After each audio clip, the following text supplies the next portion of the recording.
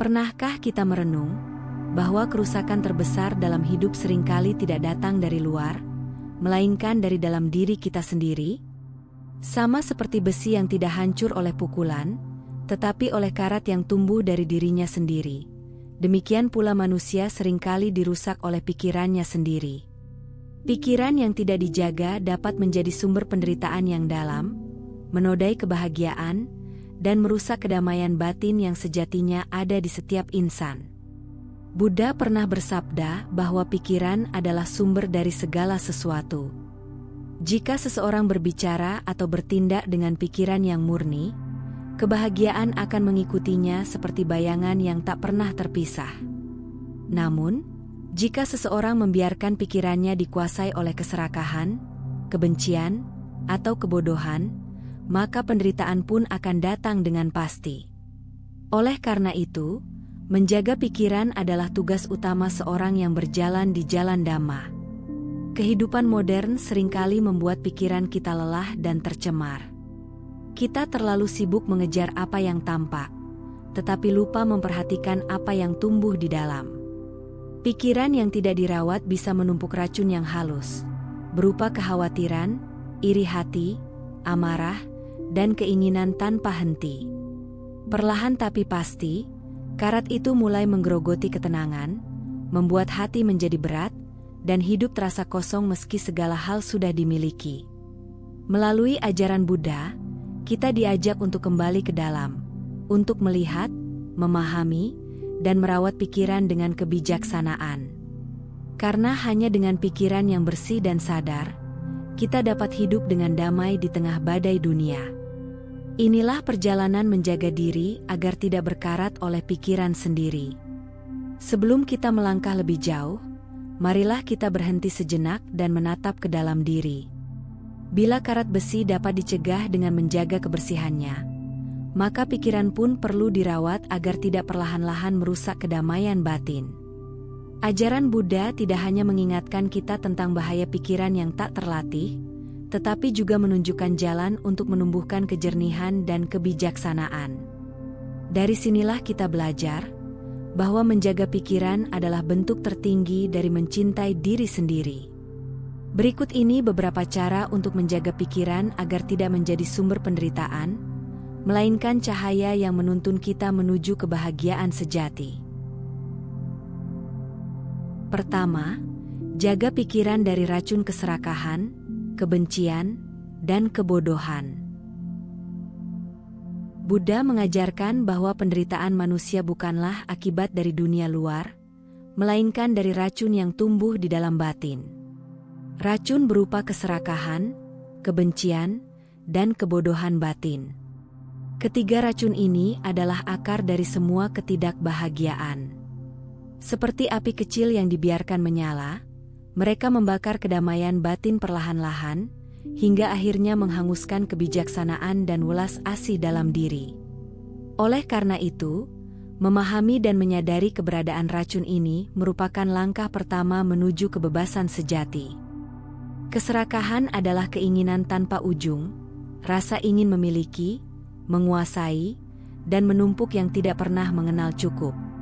Ia berawal dari ilusi bahwa kepuasan datang dari hal-hal luar diri, harta, pujian, kekuasaan, cinta. Namun, begitu satu keinginan terpenuhi, yang lain segera muncul menggantikannya.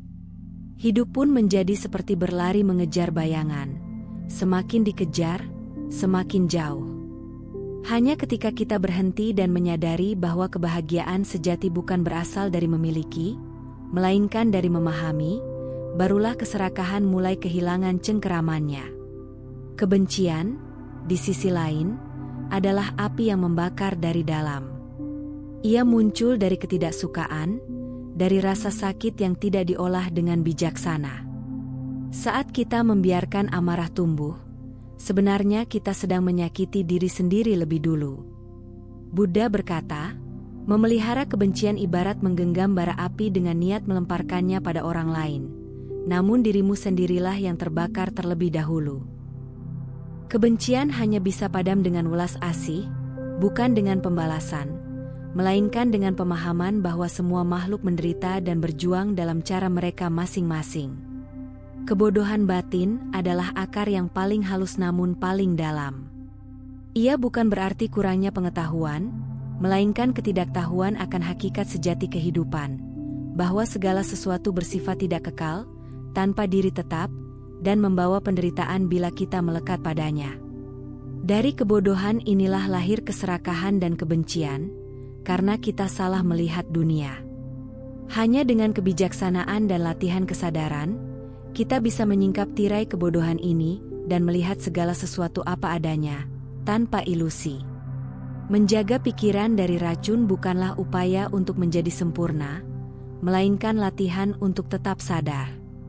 Saat keinginan muncul, saat amarah bergetar, saat kebingungan menyelimuti hati, itulah saat terbaik untuk berhenti sejenak dan mengamati.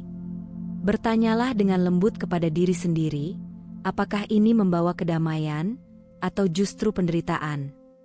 Dengan kesadaran seperti itu, racun tidak lagi memiliki kekuatan penuh. Ia mungkin masih muncul, tetapi tidak lagi mampu mengendalikanmu. Dalam momen itulah, kebebasan sejati mulai tumbuh, bukan di luar, tetapi di dalam pikiran yang terjaga. Kedua, rawat pikiran dengan welas asih. Pikiran yang keras ibarat tanah yang gersang, sulit menumbuhkan kebahagiaan di atasnya. Ketika kita terlalu sering menilai, menghakimi, dan menuntut diri sendiri, batin menjadi kaku dan lelah. Kita menjadi asing terhadap diri sendiri, seolah-olah hidup dalam pertarungan tanpa akhir melawan bayangan di dalam pikiran. Disinilah welas asih hadir sebagai obat, yang lembut namun sangat kuat.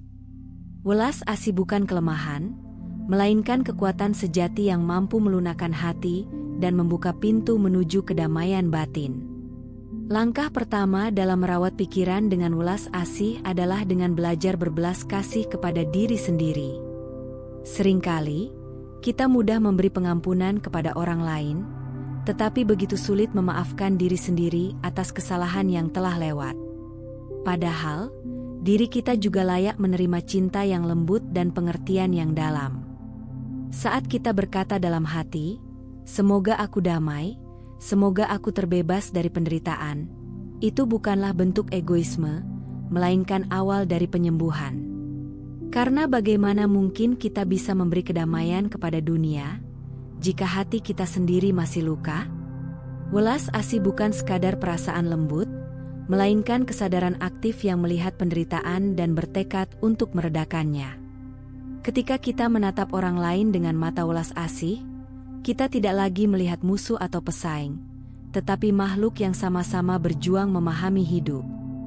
Dari pandangan ini lahirlah empati, kesabaran, dan pengertian yang tulus. Dunia luar mungkin tetap sama, tetapi cara kita memandangnya berubah, dan perubahan pandangan itu mengubah seluruh pengalaman hidup kita. Seiring latihan welas asih ini diperluas, lingkarannya meluas tanpa batas, kepada keluarga, sahabat, bahkan kepada mereka yang pernah menyakiti kita. Disinilah kebajikan sejati tumbuh. Ketika hati mampu mengasihi tanpa syarat, tanpa pamrih, maka segala kebencian perlahan larut seperti garam dalam air. Welas asih membuat kita menyadari bahwa semua makhluk, besar dan kecil, baik maupun buruk, sama-sama ingin bahagia, sama-sama takut akan penderitaan. Pemahaman ini menumbuhkan kelembutan yang mendalam, yang tak mudah goyah meski dunia berubah. Pikiran yang dipenuhi welas asih adalah taman yang subur. Di sana tidak tumbuh duri kebencian atau rumput liar iri hati, melainkan bunga kedamaian dan kebahagiaan yang menyejukkan siapapun yang mendekat. Ketika kita merawat pikiran dengan welas asih, kita sebenarnya sedang menyembuhkan dunia mulai dari diri sendiri. Sebab, satu hati yang penuh kasih memiliki daya untuk menenangkan 1000 hati lainnya. Dan dari sinilah, kedamaian sejati, bukan hanya untuk diri sendiri, tetapi bagi seluruh makhluk, mulai bersemi perlahan namun pasti. Seperti yang disabdakan oleh Buddha dalam Dhammapada, syair 5, kebencian tidak akan pernah berakhir dengan kebencian, tetapi hanya dapat berakhir dengan cinta kasih. Inilah hukum abadi. Ketiga, belajar melepas, bukan melawan. Manusia seringkali terjebak dalam pertarungan dengan dirinya sendiri. Saat pikiran negatif datang, entah berupa amarah, kecemasan, atau kesedihan, kita berusaha menyingkirkannya dengan kekuatan, menekannya agar hilang. Namun semakin keras kita melawan, semakin kuat pula pikiran itu mencengkeram. Ini seperti mencoba menenangkan air dengan mengguncangnya, yang terjadi hanyalah gelombang yang makin keruh.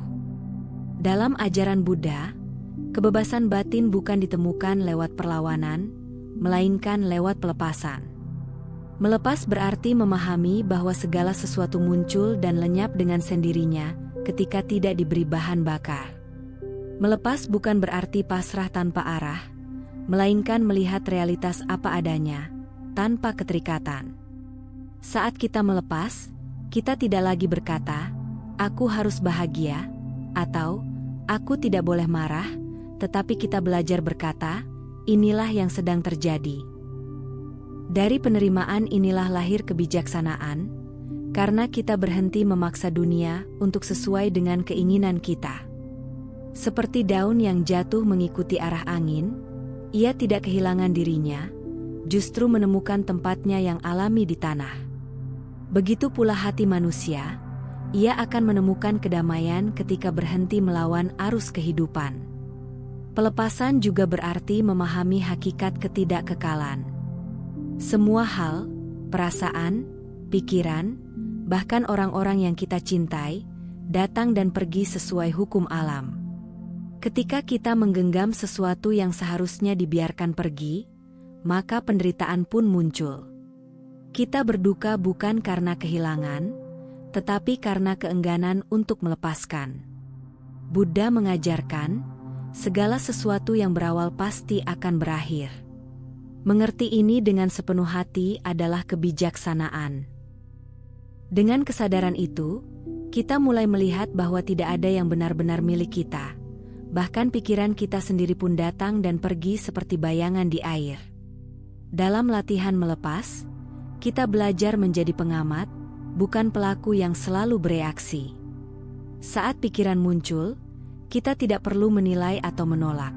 Cukup amati seperti menonton awan melintas di langit. Awan bisa gelap, bisa putih, tetapi langit tetap luas dan tidak terpengaruh.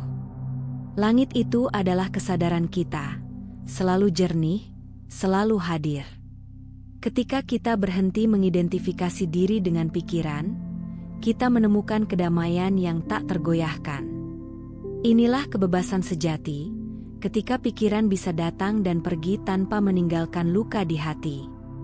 Melepas adalah seni tertinggi dalam hidup, seni untuk tidak menggenggam, tidak menolak, dan tidak takut pada perubahan.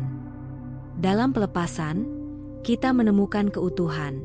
Dalam keheningan, kita menemukan kedamaian. Dunia akan tetap berputar, orang akan datang dan pergi, perasaan akan naik dan turun, tetapi batin yang tahu cara melepas akan selalu tenang. Seperti bunga teratai yang tumbuh di lumpur namun tetap bersih, demikianlah hati yang telah belajar melepas, ia hidup di dunia, tetapi tidak dikotori olehnya. Sebelum kita lanjut, jika apa yang Anda pahami dari video ini membawa manfaat, kami dengan rendah hati mengajak Anda untuk mendukung Rakitua dengan memberikan like dan subscribe. Jangan lupa bagikan juga kepada sahabat, keluarga, dan orang yang Anda sayangi, agar semakin banyak yang mendapatkan inspirasi dari ajaran Buddha. Anda pun bisa meninggalkan komentar positif sebagai wujud semangat dalam menebarkan kebaikan. Bagi Anda yang ingin mendukung lebih jauh, silakan berlangganan atau memberikan donasi melalui saweria yang tercantum pada deskripsi video ini. Setiap dukungan Anda akan sangat berarti untuk terus menghadirkan dhamma yang menyejukkan hati. Mari terus telusuri ajaran yang sangat berharga ini, karena kami yakin pesan ini akan sangat berguna bagi Anda di kemudian hari. Keempat, luangkan waktu untuk diam dan merenung. Di tengah hiruk-pikuk kehidupan modern, diam sering disalahartikan sebagai kemalasan atau kekosongan. Padahal, dalam keheningan justru tersimpan kedalaman yang paling jernih dari keberadaan manusia. Diam bukan berarti tidak berbuat apa-apa, melainkan sebuah tindakan batin yang penuh kesadaran. Saat kita berhenti dari segala kesibukan, kita memberi ruang bagi diri untuk kembali pulang, bukan ke rumah fisik, tetapi ke rumah sejati di dalam diri. Di sana, di dalam keheningan yang lembut, kita menemukan ketenangan yang tidak bisa dibeli, tidak bisa dipinjam, dan tidak bisa dipaksakan oleh siapapun. Keheningan adalah cermin tempat kebenaran memantul. Saat kita duduk diam dan memperhatikan napas masuk dan keluar, kita sedang menyingkap tabir yang selama ini menutupi pandangan kita. Pikiran yang biasanya berlari ke masa lalu dan masa depan perlahan menjadi jinak, kembali ke saat ini, ke napas, ke tubuh, ke kehidupan yang nyata. Dalam momen itu, kita mulai melihat diri apa adanya. Ketakutan, harapan, amarah, dan kasih sayang, semuanya muncul silih berganti. Tetapi yang terpenting, kita mulai melihat bahwa di balik semua itu, ada kesadaran yang tetap diam dan tidak berubah. Disitulah letak kedamaian sejati. Buddha pernah berkata bahwa batin yang tenang seperti danau yang jernih, ia mampu memantulkan langit, pepohonan, dan gunung tanpa gangguan. Namun bila airnya keruh oleh badai pikiran, maka bayangan pun menjadi kabur. Keheningan bukan berarti menolak suara dunia, melainkan belajar untuk tidak terseret oleh suara-suara itu. Ketika kita mampu duduk tenang di tengah kebisingan, saat itulah meditasi sejati dimulai. Kita tidak lagi menjadi budak dari pikiran, melainkan pengamat yang bijak atas segala yang muncul dan berlalu. Dalam diam, kita tidak sedang mencari sesuatu yang baru, melainkan kembali mengingat siapa diri kita yang sebenarnya. Di sanalah kita menemukan bahwa kedamaian tidak pernah pergi, hanya tertutup oleh kebisingan yang kita pelihara sendiri. Dengan meluangkan waktu untuk diam dan merenung setiap hari, walau hanya beberapa menit, kita sedang membersihkan cermin batin agar kembali jernih. Pikiran yang terbiasa diam akan menjadi seperti danau yang memantulkan kebenaran dengan sempurna, menenangkan diri, dan menyembuhkan dunia di sekitarnya tanpa perlu kata-kata. Kelima, pilih lingkungan dan makanan pikiran yang sehat. Pikiran manusia, seperti tubuh, bergantung pada asupan yang diterimanya. Apa yang kita lihat, dengar, dan baca setiap hari adalah makanan bagi batin. Dan seperti halnya tubuh yang sakit bila diberi makanan beracun, pikiran pun menjadi lemah bila terus-menerus dijejali hal-hal yang negatif. Kita mungkin tidak menyadari, tetapi setiap kata yang kita dengar, setiap gambar yang kita lihat, dan setiap percakapan yang kita ikuti meninggalkan jejak di dalam kesadaran.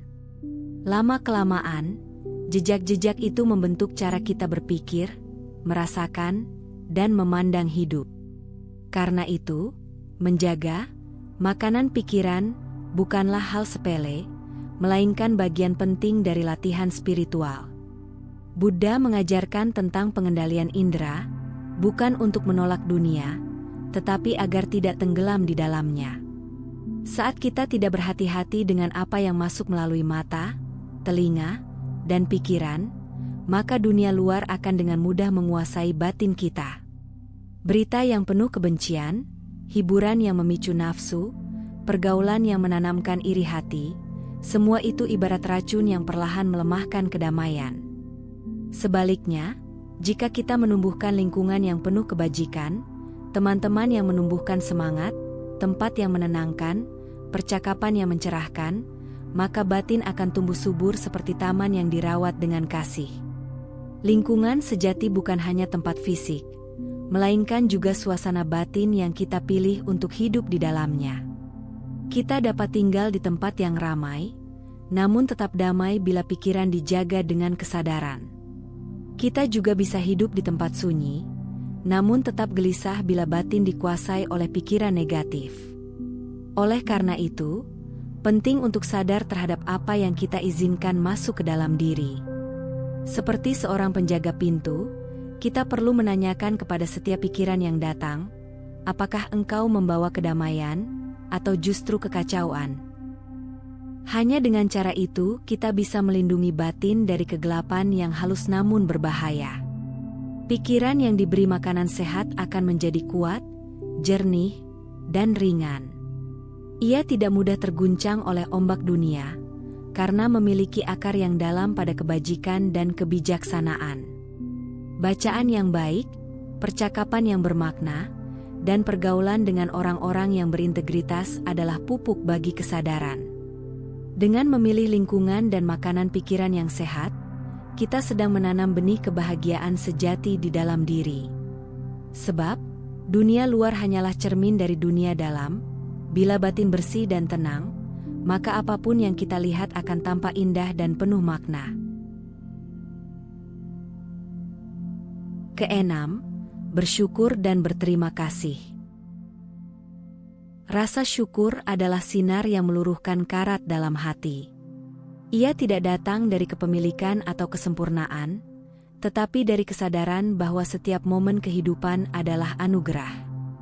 Ketika kita berhenti sejenak untuk memperhatikan napas yang masuk dan keluar, kita menyadari bahwa bahkan udara yang tak terlihat pun telah menopang hidup kita tanpa pamrih.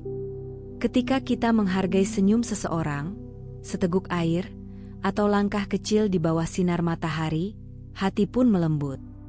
Disitulah benih kebahagiaan sejati tumbuh, bukan dari hal besar yang datang jarang, melainkan dari hal kecil yang selalu ada bila kita mau melihatnya. Bersyukur bukanlah bentuk kepuasan yang pasif, melainkan kebijaksanaan yang aktif.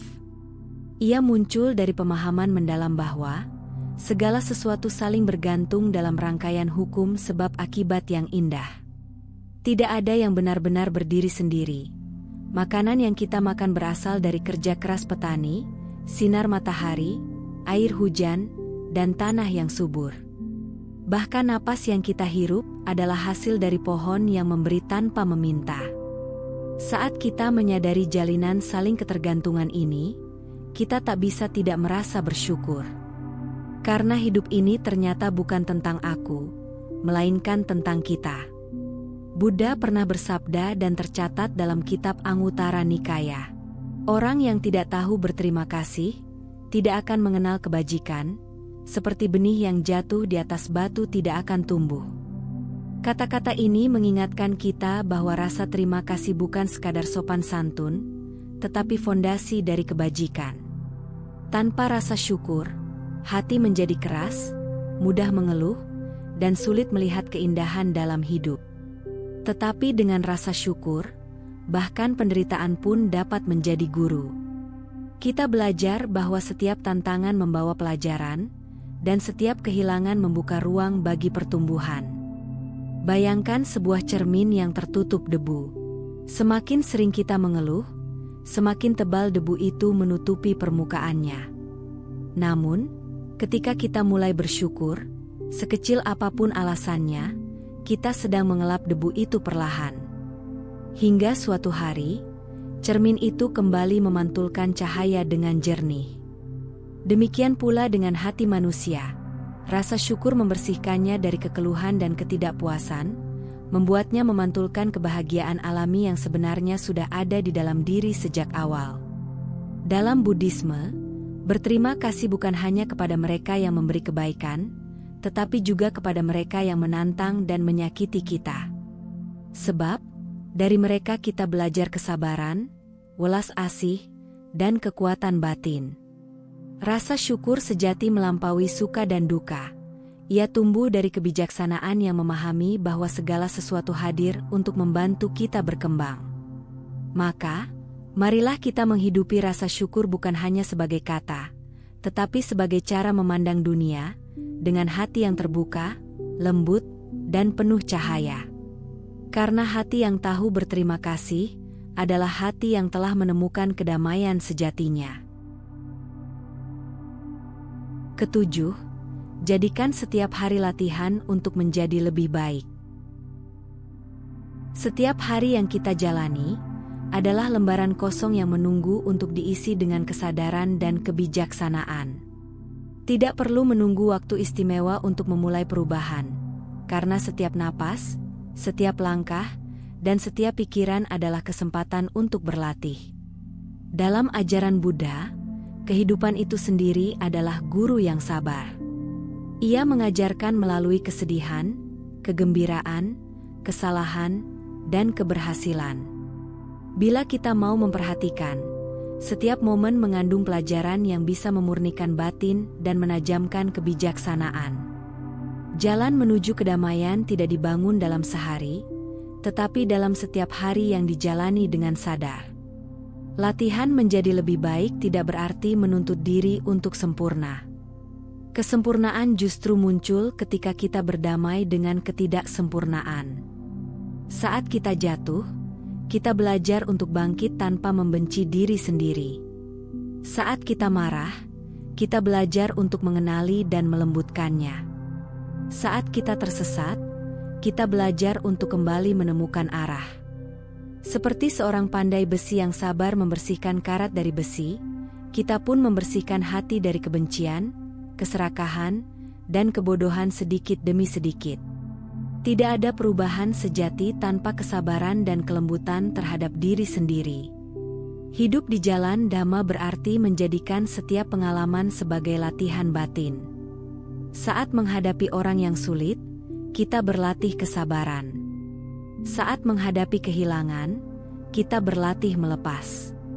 Saat menghadapi kesuksesan, kita berlatih kerendahan hati. Dengan cara ini, tidak ada satupun peristiwa dalam hidup yang sia-sia. Semua kejadian, baik manis maupun pahit, adalah cermin yang memantulkan keadaan batin kita. Bila kita mampu melihatnya dengan jernih, maka kehidupan sehari-hari menjadi medan latihan yang suci, sebuah vihara yang tak berdinding, tempat kita terus bertumbuh dalam kebijaksanaan. Perjalanan menuju kebajikan sejati bukanlah lomba, melainkan perjalanan panjang menuju pemahaman diri. Ada hari-hari di mana kita merasa maju, dan ada pula hari di mana kita terjatuh ke belakang. Namun, selama kita tetap berjalan, tidak ada langkah yang sia-sia. Bahkan kegagalan pun menjadi pupuk bagi kebijaksanaan, jika dihayati dengan kesadaran. Dalam setiap langkah kecil menuju kebaikan, kita sedang memperhalus batin agar semakin jernih, semakin ringan, semakin penuh welas asih. Karena sejatinya, tujuan dari latihan ini bukanlah menjadi lebih hebat dari orang lain, melainkan menjadi lebih sadar dari diri yang kemarin. Maka jadikan setiap hari sebagai ladang latihan, bukan dengan keterpaksaan, tetapi dengan sukacita. Saat membuka mata di pagi hari, ingatlah bahwa kita masih diberi kesempatan untuk berlatih lagi. Tidak perlu menunggu waktu yang sempurna, karena waktu yang kita miliki sekarang sudah cukup suci untuk menanam kebajikan. Setiap senyuman yang tulus, setiap maaf yang diberikan, setiap pikiran baik yang dipelihara, semuanya adalah langkah kecil menuju kebebasan sejati. Sebab, kehidupan ini bukan sekadar untuk dijalani, tetapi untuk disadari. Dan setiap hari yang dijalani dengan kesadaran, sekecil apapun, adalah satu langkah menuju pencerahan. Seringkali kita takut pada dunia luar, pada orang lain, pada masa depan, pada kegagalan. Namun, musuh terbesar kita sesungguhnya ada di dalam pikiran yang tak terlatih. Saat pikiran menjadi liar, kita terseret arusnya tanpa arah. Tetapi ketika pikiran dijaga dengan kebijaksanaan, ia menjadi sahabat yang menuntun menuju kedamaian sejati. Kita tidak dapat mengendalikan dunia, tetapi kita bisa mengendalikan bagaimana kita memandang dunia. Pikiran adalah lensa. Jika lensa itu kotor, maka segalanya tampak suram. Namun, jika lensa itu jernih, dunia pun tampak indah apa adanya. Semua bergantung pada sejauh mana kita membersihkan pikiran kita sendiri. Refleksi ini mengajak kita untuk berhenti sejenak dari kesibukan hidup, menatap ke dalam, dan bertanya, apakah pikiran ini sedang merawatku, atau justru merusakku? Pertanyaan sederhana ini dapat membuka pintu menuju pencerahan batin, bila dijawab dengan kejujuran. Sepotong besi tidak bisa menghindari karat, tetapi bisa dicegah agar tidak hancur dengan perawatan yang tepat. Begitu pula dengan diri manusia. Pikiran yang tidak dijaga akan berkarat oleh kebencian, keinginan, dan kebodohan. Namun, dengan kesadaran dan kebajikan, pikiran bisa tetap bersih meski hidup di tengah kegelapan dunia.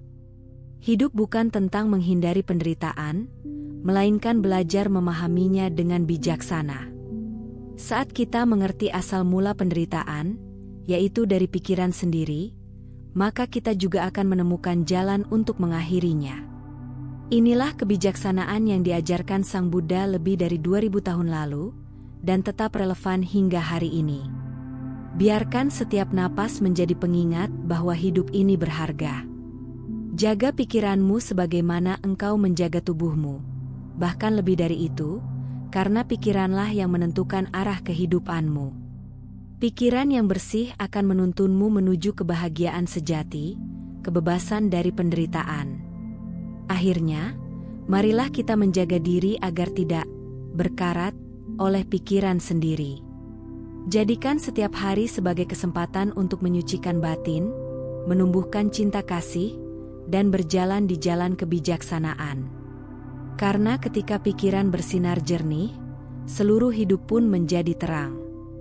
Jika video ini bermanfaat, jangan lupa dukung kami dengan cara berikan like dan subscribe, bagikan kepada teman dan orang yang kamu sayangi, dan jangan lupa tinggalkan komentar yang positif. Anda juga bisa berlangganan untuk mendukung kami, atau berdonasi melalui saweria yang tercantum pada deskripsi video ini. Cukup sampai di sini dulu video kali ini. Mari bersama Rakitua, membina diri di jalan Buddha dan semoga semua makhluk hidup berbahagia.